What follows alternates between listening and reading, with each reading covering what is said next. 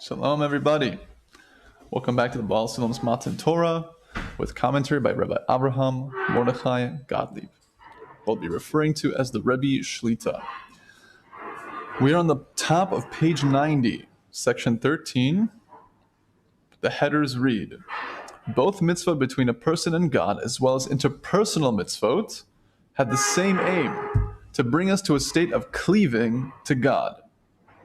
And no difference is sensed in a true act of selfless love, whether the act's object is God or a person. The Baal Sulam begins, though indeed there are two categories in the Torah. A, mitzvot that apply between a person and God, and B, mitzvot that apply between one person and another. Nonetheless, they both have the same aim of bringing the created being to the final goal of cleaving to God, as has been explained. Regarding one person and another, the Rebbe Shlita says, here there is a hidden question.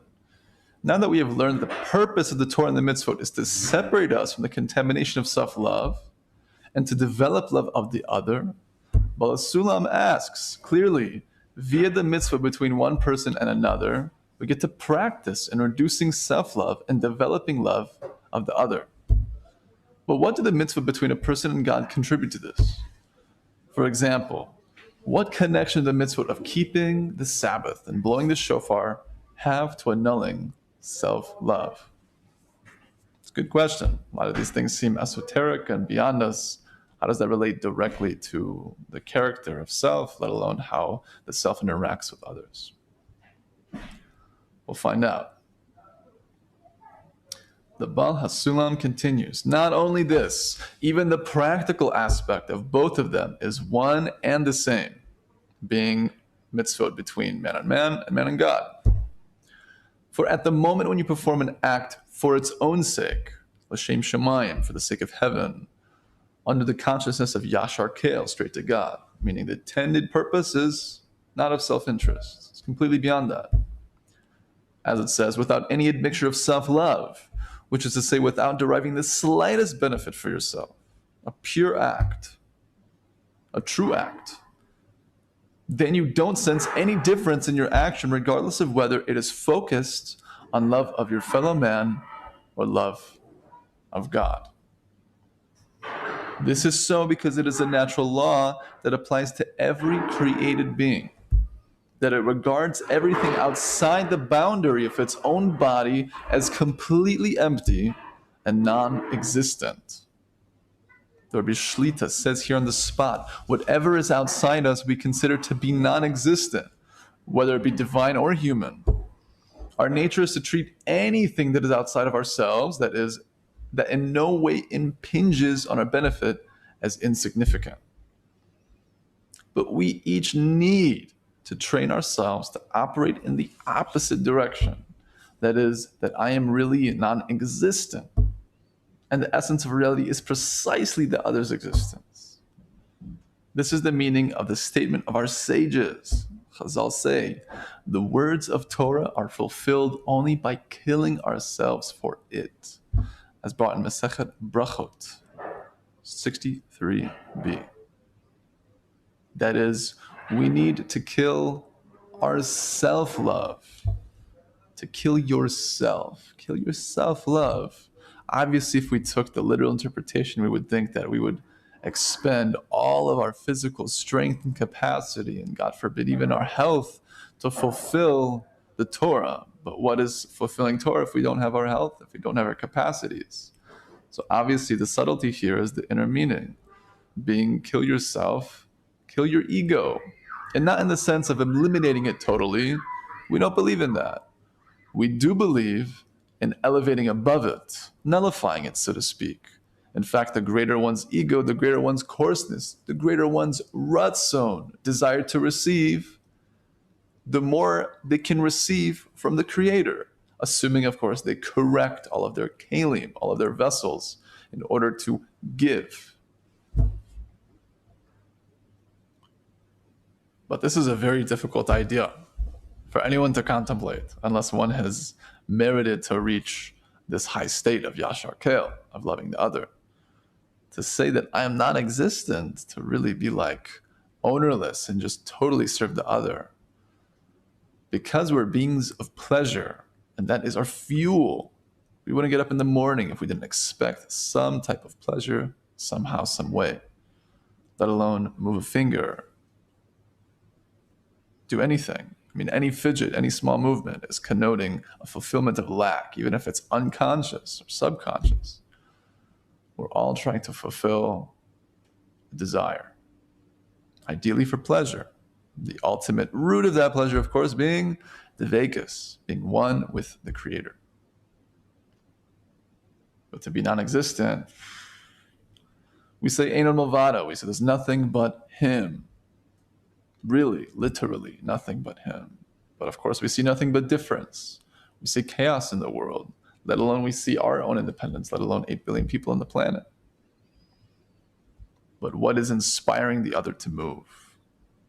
The Creator Himself, as we all have that portion from on high within us, our soul, that Jew within, that Pintala Yid, that spark of godliness that brings us to be in similarity of form with our root as we are the branch.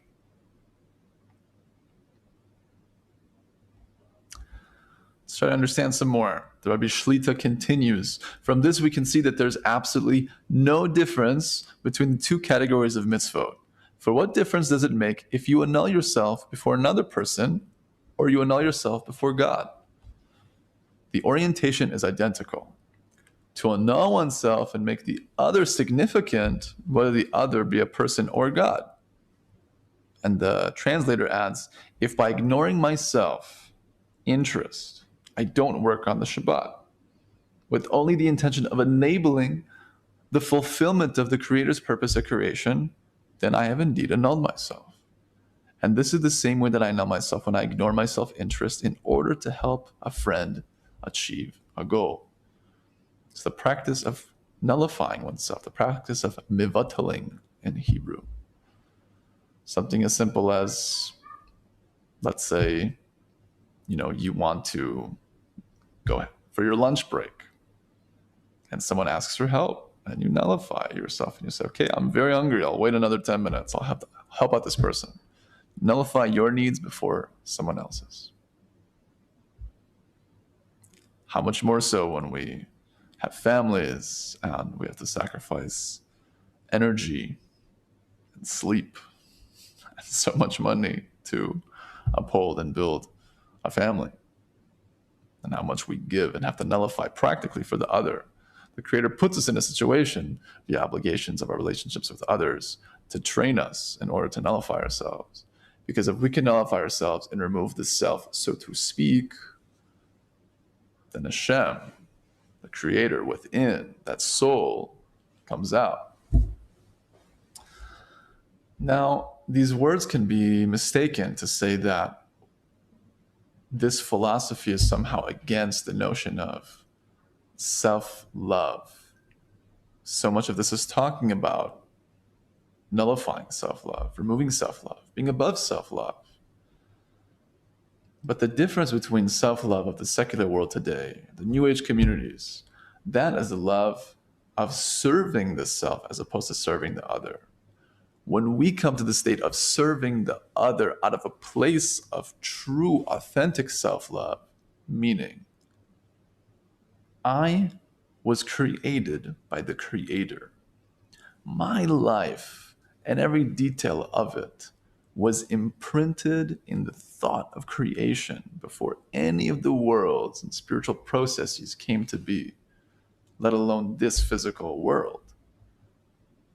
You were specifically thought of, and you are in what we call the Ein Sof, the thought of creation. A lot of people call Ein Sof, they say Ein Sof Baruch Hu, blessed be He, because that's the highest thing we can connect to. But even the Ein Sof is not the Creator Himself. It's not His essence, as we call Atzmuto.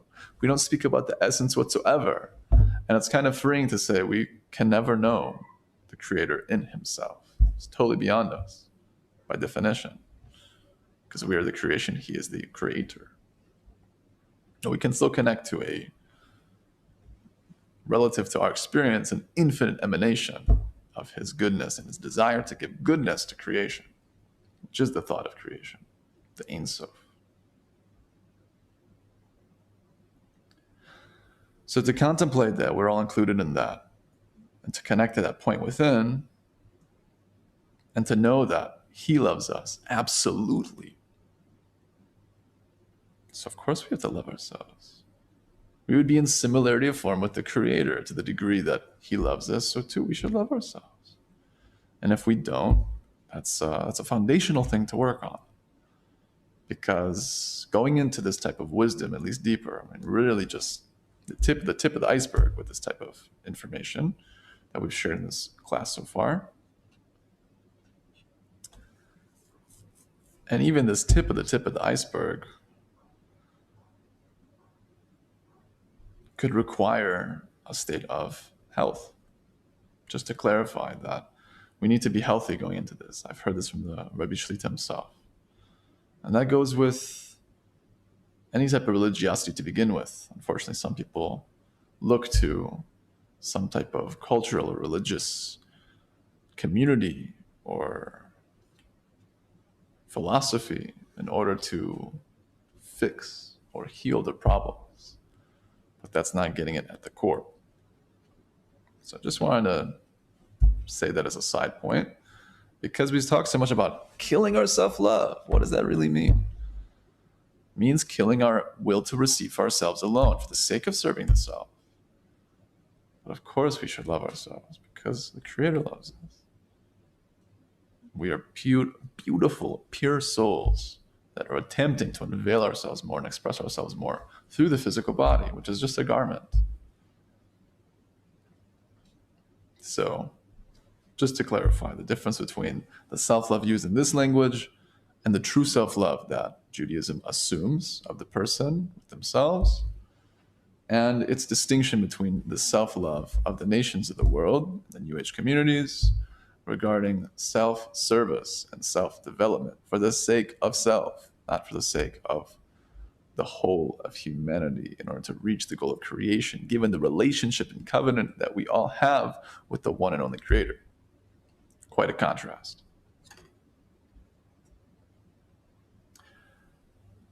To continue, Rabbi Shlita says, from this we can see that there's absolutely no difference between the two categories of mitzvot. For what difference does it make if you annul yourself before another person or you annul yourself before God? The orientation is identical. To annul oneself and to make the other significant, whether the other be a person or God. If by ignoring my self-interest I don't work on the Shabbat, with only the intention of enabling the fulfillment of the Creator's purpose for creation, then I've indeed annulled myself. And this is the way that I annul myself when I ignore my self-interest in order to help a friend achieve a goal. I already read that. Hope you like the review. But I would like to say on that note that it all comes down to intention. It's all relative. How much more so, I mean, if we can designate, at least back in the times of the temple, a particular piece of produce or an animal and sanctify it as a sacrifice for the Beit HaMikdash, for the Holy Temple, for services. If we can do that with our minds, how much more so to have the intent when we're actually involved in a mitzvah, involved in an opportunity the Creator gave us in order to refine ourselves. Amazing.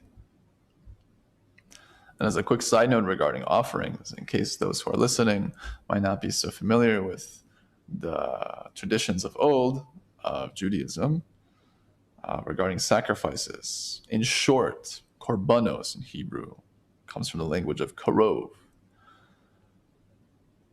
It's still hard for me to connect just because it's so separated from our generation, this notion of korbanos and bringing animals of different types and species, male, female, a mix of them all, bulls, rams, sheep, and the like, and elevate them to the Creator. So because korbanos come from karov, it's from the language of closeness. Meaning when we give such a sacrifice, we are to imagine with our consciousness, with our intention, that this animal is supposed to be me. And of course, assuming a person is an empathic individual, has some type of feeling for this animal's potential pain. On the other side, you're giving the animal the highest opportunity to elevate itself for the service of holiness.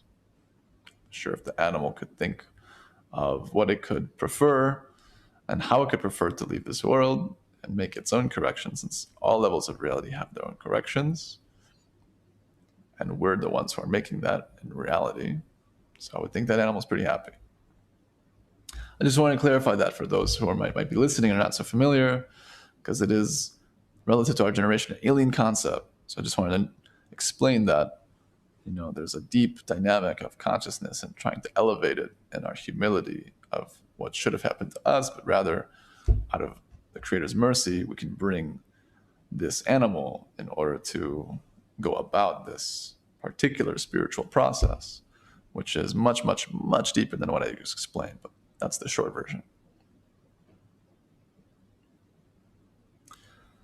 Back in the Baal Sulam's words, from the note of 69, second paragraph on the bottom of page 90.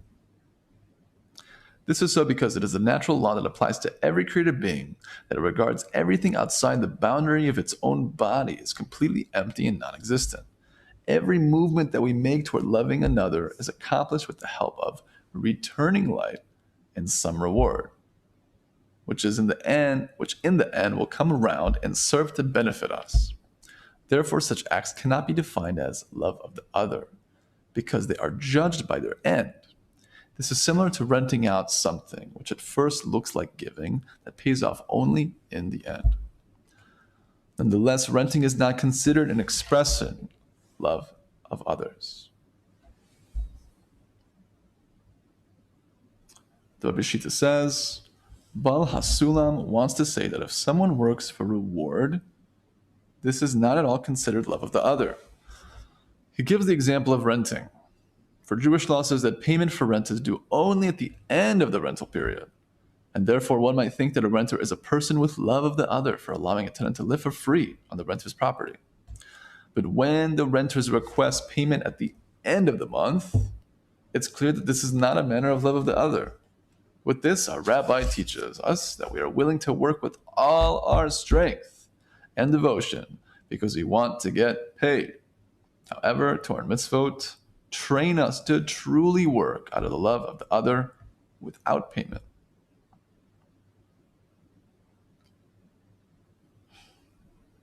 And regarding this, there is no difference between the interpersonal mitzvot and the mitzvot between a person and God.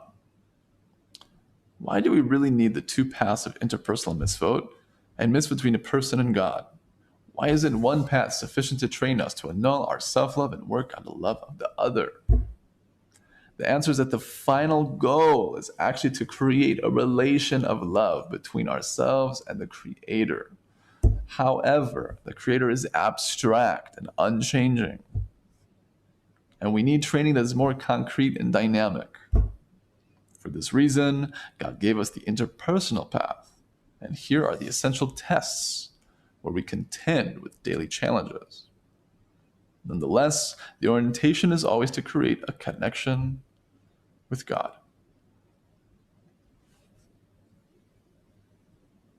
So we see here that the more important thing, even though both mitzvahs between man and man and God are the same relative to us because they both have to do with something outside of ourselves, there's a beautiful idea brought by the Rebbe Shlita as quoted in a work, which again is a free PDF download that you can find the link to in the description. KabbalahArt.com has a section of several books that are free PDF downloads as introductions to this wisdom. So the Rebbe Shlita says, an amazing thing to meditate on. He says, imagine there are no people in the world other than yourself. Everyone else is actually God, clothed as people.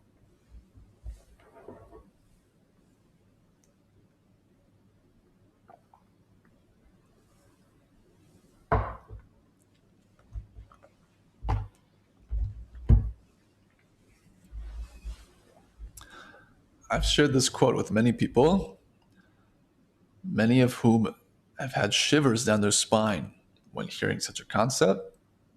Others thought it was cool. Everyone connects to it in different ways, understandably so. But to really sit and to contemplate and to meditate,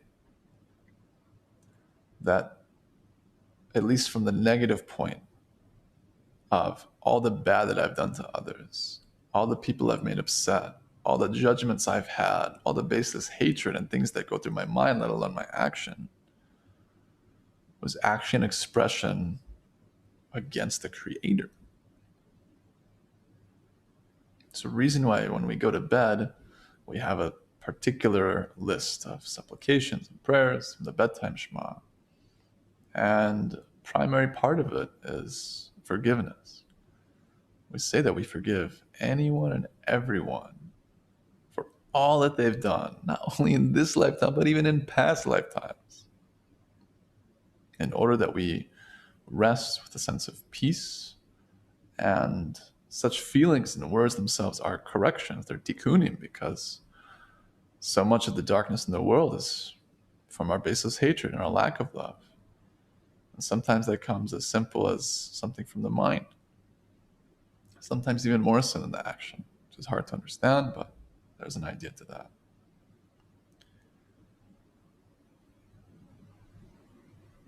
And I think the shivering of the spine type of people is an expression of feeling and noticing in that moment that they've wronged the Creator. And the bitter truth is that at this very moment, we're all in the palace of the Creator. When we eat, we're at His table. When we walk, it's in His halls and courtyards. But we don't act as such. We don't think as such. We don't feel as such. But His glory fills the whole world. Le'olam. Olam is from alam, hiddenness. His glory fills all the hiddenness. Not just the whole world, but literally, because everything that's hidden from us too, He's right behind it, even in this very moment.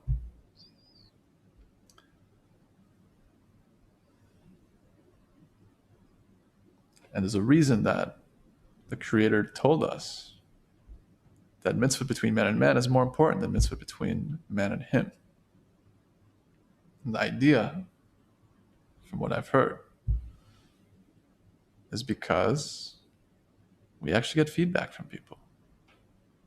We can feel this tangible connection, and we can see their response, hear about it afterwards, or actually are able to reflect and contemplate how they might have felt from something we might have done. Not so easy with the Creator, who is abstract and unchanging. So because we get that feedback, it's better training for us to connect in such a way. God willing, we should be able to all connect the best way possible for us, and slowly but surely grow, connect to the right community, the right leaders, the right teachers. If we don't have such an environment, the Rabbi Shlita says, also in the name of our rabbis, the Ashlag Rebbes, and really all sages, can clarify and agree that everything in life is to lead us to prayer. We talk about relationships with our loved ones, let's say our spouse, or even family members or friends. Everything comes down to communication. It's all about communication. How much more so communicating with the King of all kings that gives us life, beats our heart, and breathes our breath, at least keeps it going. It should inspire us to reach out more and attempt to communicate with the faith, with the strength of will to know, as Chazal tell us, our sages tell us, that He hears all prayer. And we should be confident, because we're alive, because we have this life, that we can reach our purpose, we can reach our goal of coming to love the other. Let's end here. We're in the middle of page 92. We're going to clarify next class some more ideas regarding the nations of the world and how they actually are referring to the inner nations, our aspects that we receive for ourselves alone, and how that plays out in our attempt to do acts of kindness and love the other. So, thanks for joining us. All the best.